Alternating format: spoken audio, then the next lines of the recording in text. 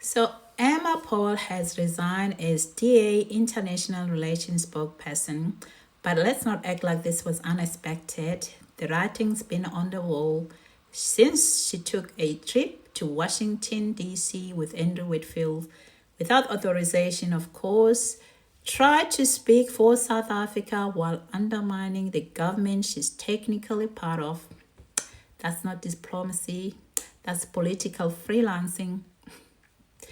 Then the Sowetan leaked an intel report. In that report, they said Emma, was being monitored for pushing an anti-South African narrative abroad.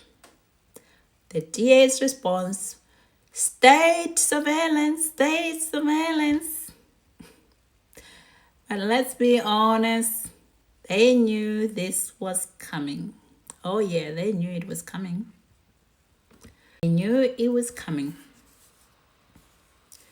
You can't be in GNU one day and act like opposition the next. There's one government, and that's not run through the DA's back channel in DC. No, that government, South African government, is not run through DA back channels in DC. Every time when I listen to DA,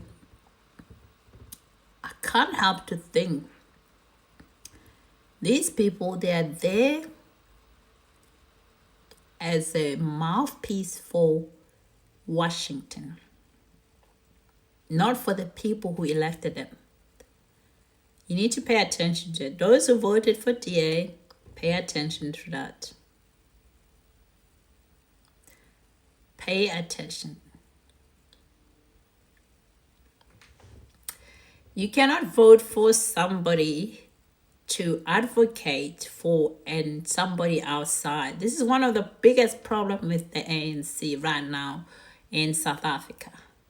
It's this very nature that they have lost focus on their responsibility for governance internally, but there's so much out there outside the borders and internationally. So DA is another one, but you pay attention closely. You don't go and spend time and vote for Donald Trump's policy in South Africa. You vote so that your government that you vote for can enact laws and policy that makes your life easy. Not a mouthpiece of Washington or for any other government for that matter. It doesn't have to be Washington. But if we're talking about Washington, because that's DA, that's what they talk about. Even today, there was another article to do with Pretoria. The opposition to building a cultural center in Pretoria is that because it will offend Washington. Think about that. Their main opposition about that is that it will offend Washington. So I'm not surprised that the intel community in South Africa found Emma Powell to be pushing anti-South African narrative abroad, because we've seen that before since they went to that trip in Washington.